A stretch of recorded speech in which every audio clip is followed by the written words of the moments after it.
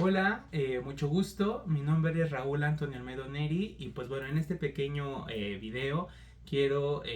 explicarles y compartirles los elementos más relevantes del reciente artículo que publicamos en la revista Universitas, que tiene por título Comunicación y Pandemia, implicaciones tecnológicas y simbólicas en la experiencia de jóvenes universitarios. Y pues bueno, en términos generales, este trabajo tiene como objetivo sobre todo identificar las transformaciones en cuanto al tiempo de conexión, lugar de conexión y finalidad de conexión en un grupo de estudiantes de la Facultad de Ciencias Políticas y Sociales de la UNAM aquí en México.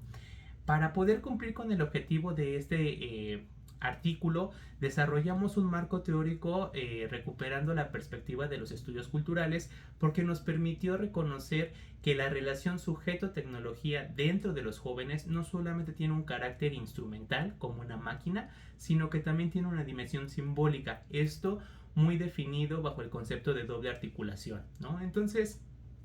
esta perspectiva nos ayudó a encontrar que más allá de los usos, también en este proceso de integración de la tecnología en nuestra vida cotidiana, le vamos otorgando ciertos significados.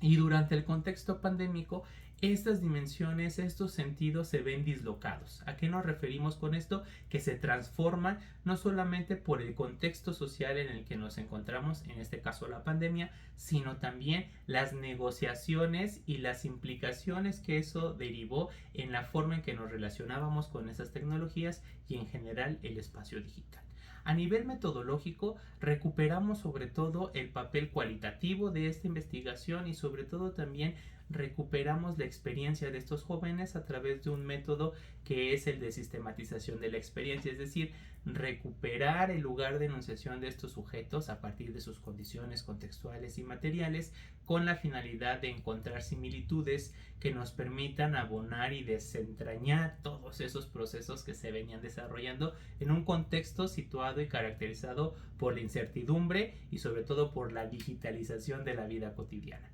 En cuanto a las técnicas de investigación y recopilación de información, recurrimos a dos. Por un lado, los jóvenes que participaron en la investigación hicieron una bitácora, o les dimos una bitácora para que ellos la pudieran llenar, donde se especificaba cuándo se conectaban, bajo qué dispositivo, en qué lugar dentro de su hogar, porque entendíamos en ese contexto el tema del confinamiento, y por otro lado también la finalidad de la conexión.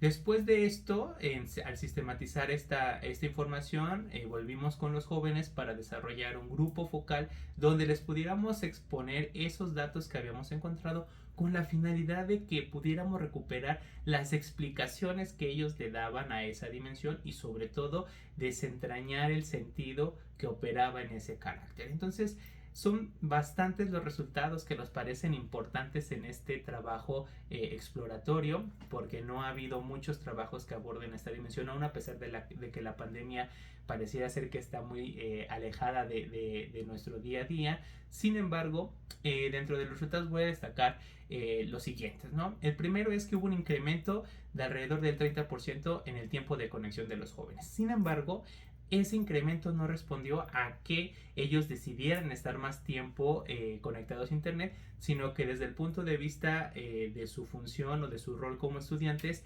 se impuso la mirada adultocéntrica de parte de sus profesores. ¿Qué implicó esto? Que como ellos no iban a la escuela, los profesores creían o suponían que ellos tenían más tiempo libre y por lo tanto les cargaban de más actividades laborales o académicas en ese sentido, lo cual llegó a generar en algunos momentos también problemas y discrepancias con los integrantes de su familia, porque mientras los profesores exigían y les pedían y les imponían más actividades, los padres decían que era una forma que ellos trataban de establecer para desafanarse de las actividades del hogar, ¿no? En otro sentido, también encontramos que a nivel de género, por ejemplo, las compañeras tuvieron una baja en cuanto al tiempo de conexión durante los fines de semana y que mucho de eso implicaba en que ellas dejaban de conectarse por tener que atender actividades del hogar. Entonces esto me parece un elemento importante porque recupera y problematiza o evidencia sobre todo que el hecho de que los integrantes de la familia estuvieran por más tiempo en el hogar no implicó una redistribución de las actividades domésticas diferenciadas por el género. Entonces, no solamente las compañeras tuvieron que sobreponerse ante estos temas de parte de sus profesores, sino que también tuvieron que mantener y equilibrar estas dimensiones, que no sucedió, por ejemplo, con sus compañeros varones.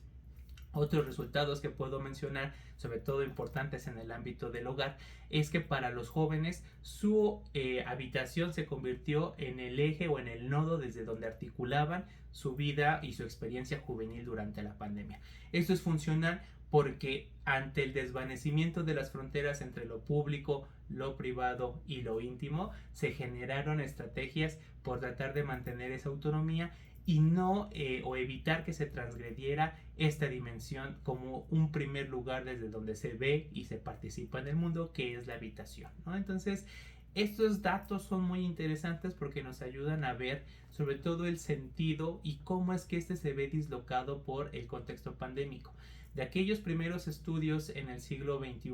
donde se indicaba una fascinación y un interés por parte de los jóvenes por estar en internet y en las tecnologías, durante la pandemia este abuso en tanto en el tiempo como en el uso terminó generando una dislocación y sobre todo haciendo que muchos jóvenes vieran internet ya como un lugar, ya no como un lugar de esparcimiento, sino como un lugar de trabajo o una extensión de la escuela. Entonces estas disrupciones nos parecen importantes porque nos ayudan a seguir planteando